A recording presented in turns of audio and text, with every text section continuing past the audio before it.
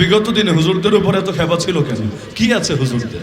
Licence করা একটা অস্ত্র তো সব বাদ দেন, বাহিনী তো নাই, এসএসএফ এর প্রোটোকল তো নাই, কিচ্ছু নাই, এমনকি সঙ্গে একটা লাইসেন্স করা রিভলভারও তো নাই, 9mm নাই, কিচ্ছুই তো নাই হুজুরদের সাথে। এমনকি ওই কারাতে কুংফু ট্রেনিংও তো বলতে গেলে নাই। মানে কি আছে হুজুরদের? বাংলাদেশে হুজুররা আবার অধিকাংশই তো অসুস্থ, অধিকাংশই অসুস্থ। ওই সফর করতে করতে শরীর আর কয়দিন ঠিক থাকে? দেখা যায় ডায়াবেটিস, হাই প্রেশার, কত রকম রোগ শরীরে দানা বেঁধে থাকে।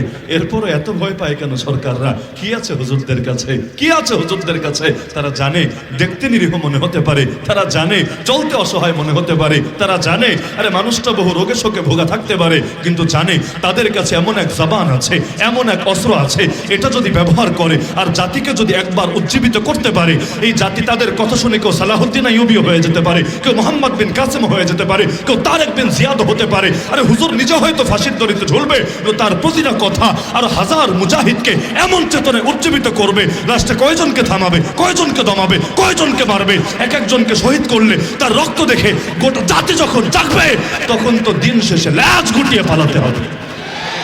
1947-এ দেশ ভাগ হলো মুসলিম লীগের হাত ধরে। ওই মুসলিম লীগ টর্চ লাইট দিয়ে খুঁজে পাওয়া যাবে? আজকে টর্চ লাইট দিয়ে খুঁজে পাওয়া যাবে? কই হারায় গেল? এত দুর্দণ্ড প্রতাপশালী রাজনৈতিক দল কই হারায় গেল? হ্যাঁ, দুনিয়ার সিস্টেমটাই এমন, দিন সবসময় একরকম যায় না।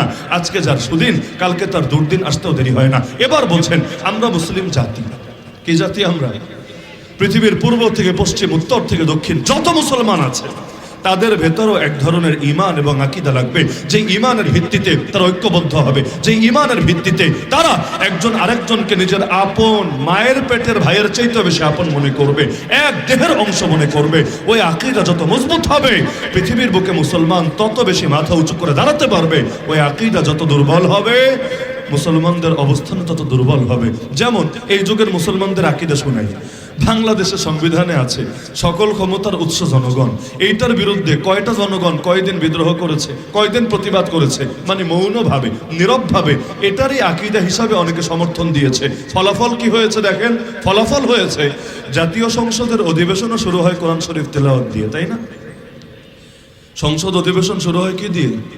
আজকে যেমন অনেকে বিজয় অনুষ্ঠান শুরু করেছে কোরআন তেলাওয়াত দিয়ে, কারণ শুরু তো আল্লাহর নামেই করা লাগে, ভালো কাজ দিয়ে করা লাগে। প্রথমে কোরআন তেলাওয়াত, এরপর গজল, হামদনাথ, এরপর সারাদিন উড়াধুরা গান বাজনা যত আছে, বাংলা, ইংলিশ, হিন্দি, লাস্টে আবার হুজুর ডাইকা মোনাজাত আর জিলাপি শরীফ ফ্রি। ব্যাস, ওই শুরুতেও আল্লাহ, শেষেও আল্লাহ, মাঝখানে যা করেছে সব অটোমেটিক মাফ হয়ে যাবে ইনশাআল্লাহ। এই হলো বাঙালির হালত, আল্লাহ মাফ করুন। সংসদে কি করে? কোরআন শরীফ তেলাওয়াত করে শুরুতে, কারি সাহেব ডেকে এনে পড়ায়, নিজেরাও পড়ে না, কারণ সবার কেরাত হয়তো শুদ্ধ হবে না, ভালো কারি সাহেব নিয়ে যায়, কোন আয়াত পড়বে ওইটাও শিখায় দেয়। কারণ কারি সাহেব আবেগে যদি আবার জিহাদের আয়াত পয়রা ফেলায়, আবেগে যদি আবার খেলাফত দিন কায়েমের আয়াত পয়রা ফেলায়, আবেগে যদি আবার এমন কিছু বলে যে ওদের চেতনা ক্ষতিগ্রস্ত হবে, তাহলে তো ঝামেলা। তখন তো আবার কারি সাহেবকেও সেখান থেকে বের করে জেলখানায় নিয়ে ভরতে হবে। কারণ সংসদে আবার খালি আরবিতে পড়ে না, বাংলায়ও বলে, খালি আরবিতে পড়ে না, বাংলা অনুবাদও করে। আরবি কোরআন আর বাংলা কোরআন একটা পার্থক্য আছে। আমাকে যদি দায়িত্ব দেন হুজুর 30 পারা তারাবিতে পড়ায় দিবেন, হ্যাঁ সুন্দর মতো পড়ায় দিলাম, কারো কোনো সমস্যা হবে না। সভাপতিরও না, সেক্রেটারিও না, বড় নেতারও না, পাতি নেতারও না, কারো না, কোনো সমস্যা হবে না। কারণ আরবিতে তো পড়েছে, মাথার উপর দিয়ে গিয়েছে, এগুলো তার ভেতরে আঘাত করবে না। কিন্তু একই কোরআনকে যদি বাংলায় ব্যাখ্যা করতে বলেন, ওই একই কোরআন যেই কোরআন দিয়ে নামাজ পড়েছে, একই কোরআনকে যখন মসজিদের মিম্বারে, মাহফিলের ওয়াজ থেকে ব্যাখ্যা করতে শুরু করবে, এই কথায় সভাপতি নারাজ, ওই কথায় সেক্রেটারি নারাজ, ওই কথায় বড় নেতা নারাজ, ওই কথায় পাতি নেতা নারাজ, দেখবেন আগুন জ্বলে উঠেছে। যেই কোরআন আরবিতে পড়লে হাদিয়া দিবে, ধন্যবাদ দিবে, শুকরিয়া জানাবে, একই কোরআন মাতৃভাষায় জাতির সামনে তুলে ধরার কারণে আলেমদেরকে বছরের পর বছর জেলে পড়ে থাকা লাগে। ভিন্ন কোনো কোরআন না, ভিন্ন কোনো কোরআন না। আরে জুমার দিন যেই কথা বাংলায় বললে ইমামের চাকরি নট হয়ে যাবে। ইমামকে বলবে হুজুর জুম্মা পড়াইছেন ভালো, আসরের সময় মসজিদে ছায়া যাতে না দেখি, এর মধ্যে গাট্টি বস্তা নিয়ে দৌড়ের উপর থাকবেন। আর ইমাম সাহেবরা রেডিও থাকে। বাংলাদেশে যে কোনো মসজিদে ইমামের রুমে গিয়ে দেখেন, দেখবেন মাল সামানা খুব বেশি নাই, কমন চিত্র, খুব বেশি ফালসাফা নাই। অনেকে তো বছরের বছর খুব কষ্ট করে থাকে। ছোটবেলায় বুঝতাম না হুজুররা এত কষ্ট করে থাকে কেন। চাইলে তো টাকা পয়সা জোটরি হয়, সমস্যা নাই, একটু রুম টুম ভালোভাবে গুছায় জিনিসপত্র অনেক কিছু এনে ফ্যামিলিতে যেভাবে থাকে আর কি, এভাবে থাকা তো যায়। এত কষ্ট মষ্ট করে একটা ব্যাগের মধ্যে সংসার, এভাবে কেন থাকে? পরে না বুঝলাম, ভাই রে, নদীর পাড়ের বাড়ির যেমন গ্যারান্টি নাই, গরুর যখন বাচ্চা দেওয়ার সময় আসে ওইটারও গ্যারান্টি নেই, কখন হবে কখন না হবে আল্লাহ ছাড়া কেউ জানে না। একইভাবে বাংলাদেশে ইমামতির খেদমতেরও হয়েছে এই হালত। কখন যে কমিটির দিল ভাঙবে, কখন যে কোন নেতার পেছনে আগুন লাগবে আর বলবে হুজুর এই মুহূর্তে ঘাটতি নিয়ে বিদায় হন। এজন্য হুজুররা অল টাইম ঘাটতিটা রেডি করে রাখে, যাতে অন্তত লুঙ্গি গামছা বাইরে যেই কয়টা আছে টান দিয়ে ঢোকা যে কোনো সময় এখান থেকে যাওয়া যেতে পারে। তো যেই কথা জুম্মায় বাংলা বয়ানে বললে হুজুরের চাকরি নোট করে দিবে, এর চাইতেও ভয়ঙ্কর কথা, এর চাইতেও অনলবর্ষী কথা জুম্মার আরবি খুতবায় যদি বলে। আরবি খুতবা তো সবাই বই দেখে দেখে পড়ে না, যারা আরবি ভাষা ভালো জানে তারা তো নিজেদের মতো করে বলে। যদি হুজুর আরবিতে এর চাইতে করা কথা বলে, মনে করেন বাংলায় বললে সার্ফ এক্সেল দিয়ে ধুয়ে দিত, আরবিতে ব্লিচিং পাউডার দিয়ে ধুয়ে দিয়েছে, যদি এমন হয় দেখবেন চাকরি তো যাবেই না, জবাবদিহি তো লাগবেই না। উল্টা যদি কমিটিরও কেউ জিজ্ঞেস করে হুজুর কি বলে আরবিতে, বলে আরবিতে যেহেতু বলে ভালো কথাই তো বলে, খারাপ কি আর বলবে, আরবিতে তো বলেছে, অবশ্যই ভালো কথা বলেছে। কারণ খুতবায় তো একটা আরবি খালি বাঙালি বোঝে, ফাজকুরুনি এটা আবার সবাই বোঝে মাশাআল্লাহ। এটা শুনলে বোঝে আর বসে থাকার সময় নাই, দাঁড়িয়ে যেতে হবে, কাতার সোজা করতে হবে। এমনকি যারা মুরগির মতো ঝিমাচ্ছিল এতক্ষণ, ওরাও লাফ দিয়া দাঁড়ায় যায়, বোঝে আমাদের উপর সিগন্যাল চলে এসেছে। এই বাক্যটা বোঝে মাশাআল্লাহ। এছাড়া আর কি বোঝে, এছাড়া আর কি বোঝে? যার কারণে একই কথা বাংলায় বললে হজম করতে পারে না, আরবিতে বললে পারে। কেন? একটা গায়ে লাগে, একটা লাগে না, এই হলো পার্থক্য। তাহলে কোরআন, যেই কোরআন দিয়ে তেলাওয়াত করলে খুশি হয়, একই কোরআন দিয়ে ওয়াজ করার কারণে হুজুরদেরকে জেনে যেতে হয়। না হলে বিগত দিনে হুজুরদের উপর এত খেপা ছিল কেন? কি আছে হুজুরদের? লাইসেন্স করা একটা অস্ত্র তো না, সব বাদ দেন, বাহিনী তো নাই, এসএসএফ এর প্রোটোকল তো নাই, কিচ্ছু নাই, এমনকি সঙ্গে একটা লাইসেন্স করা রিভলভারও তো নাই, 9mm নাই, কিচ্ছুই তো নাই হুজুরদের সাথে।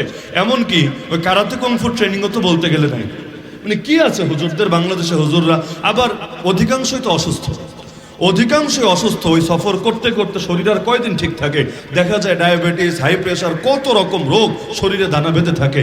এরপরে এত ভয় পায় কেন সরকাররা? কি আছে হুজুরদের কাছে? কি আছে হুজুরদের কাছে? তারা জানে দেখতে নিরীহ মনে হতে পারে, তারা জানে চলতে অসহায় মনে হতে পারে, তারা জানে আরে মানুষটা বহু রোগে শোকে ভোগা থাকতে পারে, কিন্তু জানে তাদের কাছে এমন এক জবান আছে, এমন এক অস্ত্র আছে, এটা যদি ব্যবহার করে আর জাতিকে যদি একবার উজ্জীবিত করতে পারে, এই জাতি তাদের কথা শুনে কেউ সালাহুদ্দিন আইয়ুবী হয়ে যেতে পারে, কেউ মোহাম্মদ বিন কাসেম হয়ে যেতে পারে, কেউ তারেক বিন জিয়াদ হতে পারে। আরে হুজুর নিজে হয়তো ফাঁসির দড়িতে ঝুলবে, তার প্রতিটা কথা আর হাজার মুজাহিদকে এমন চেতনায় উজ্জীবিত করবে, লাস্টে কয়জনকে থামাবে, কয়জনকে দমাবে, কয়জনকে মারবে। এক একজনকে শহীদ করলে তার রক্ত দেখে গোটা জাতি যখন জাগবে, তখন তো দিন শেষে ল্যাজ গুটিয়ে পালাতে হবে। এজন্য ওরা হুজুরদেরকে ভয় পায়। আমার নবীকে মক্কায় কেন ভয় পেত? মক্কায় কাফেররা কেন ভয় পেত? মক্কায় তো নবীর রাষ্ট্র ক্ষমতাও নাই, বাহিনীও নাই, প্রশাসনও নাই, এমনকি সাহাবিও বেশি নাই, হাতে গোনা কয়জন সাহাবি। তো ভয় পেত কেন? কি বলতো সেটাও আল্লাহ কোরআনে জানিয়েছেন। ওরা বলতো ওয়াকালাল্লাযীনা কাফারু লা তাসমাউ লিহাযাল কুরআন। কাফেররা বলে দিত, কাফেরদের নেতারা কর্মীদেরকে শেখায় দিত, এই শোন তোরা নিজেরাও কোরআন শুনবি না, ওয়াল গাউফি, কোরআন শুনতেও দিবি না। যেখানে কোরআনের আলোচনা হবে, কোরআন তেলাওয়াত হবে, সেখানে গিয়ে একটা দাঙ্গা লাগাই দিবি, একটা গন্ডগোল লাগাই দিবি, একটা গিরিঙ্গে লাগাই দিবি, হট্টগোল সৃষ্টি করবি। এই যুগের ভাষায় বললে 144 জারি করবি। নিজেরা তো শুনবি না, কাউরে শুনতেও দিবি না। তাহলে কি হবে? লাআল্লাকুম তাগলিবুন, আশা করা যায় তোরা সাকসেসফুল হতে পারবি, তোরা বিজয়ী হতে পারবি, তোদের মিশন কামিয়াব হবে। কেন? কোরআন তেলাওয়াত শুনে ফেললে, কোরআনের বার্তা পেয়ে গেলে মিশন কামিয়াব হবে না কেন? এখানেই মূল খেলা, এখানেই মূল খেলা। ওরা জানে আলো যদি চলে আসে, অন্ধকার পারে না টিকে থাকতে, যেই মাত্র আলো জ্বলে ওই মাত্র অন্ধকারের পতন ঘটে। ওরা জানে সব মানুষ যদি কোরআন শুনেই ফেলে, কোরআন জেনেই ফেলে, কোরআন বুঝেই ফেলে, কয়দিন মানুষকে বোকা বানায় রাখবে, কয়দিন ধোকা দিয়ে রাখবে, কয়দিন প্রতারিত করবে। লাস্টে যখন আলো জ্বলে উঠবে, ওদেরকে তো ল্যাজ গুটিয়ে পালাতে হবে। এজন্য কোরআন শুনতে দিতে চায় না। এই যুগে কি করে? বলে হুজুর কোরআনের ওয়াজ করবেন ঠিক আছে, তবে আসমানের উপরেরটা আর মাটির নিচেরটা। আসমানের উপরেরটা আর মাটির নিচেরটা, হ্যাঁ ঠিক আছে, আসমানের উপরের ওয়াজও দরকার আছে, সন্দেহ নাই, মাটির নিচের ওয়াজও দরকার আছে, সন্দেহ নাই। আল্লাহ যেটা বলেছেন এটা যে প্রয়োজনীয় কোনো সন্দেহ নাই, কিন্তু মাঝখানেরটা কে বলবে? উপরেরটা হুজুর বলবে, নিচেরটা হুজুর বলবে, মাঝখানেরটা তোর বাপ বলবে? না হুজুর, রিজিকে হাত দিয়েন না, সব জায়গায় আপনারা ভাগ বসেন না, না হলে তো আমাদের ভণ্ডামি করার সুযোগ কমে যাবে। আপনারা যদি মানুষকে সত্য চেনায় ফেলেন, খুন করব কিভাবে, গুম করব কিভাবে, চাঁদাবাজি করব কিভাবে, সন্ত্রাস করব কিভাবে, ধর্ষণ করব কিভাবে, এত অপকর্ম করব কিভাবে, আরে মানুষ যদি আপনাদের কথা শুনে জেগেই যায়, ওরা তো আমাদেরকে ধরে আস্ত বানায় ছাড়বে।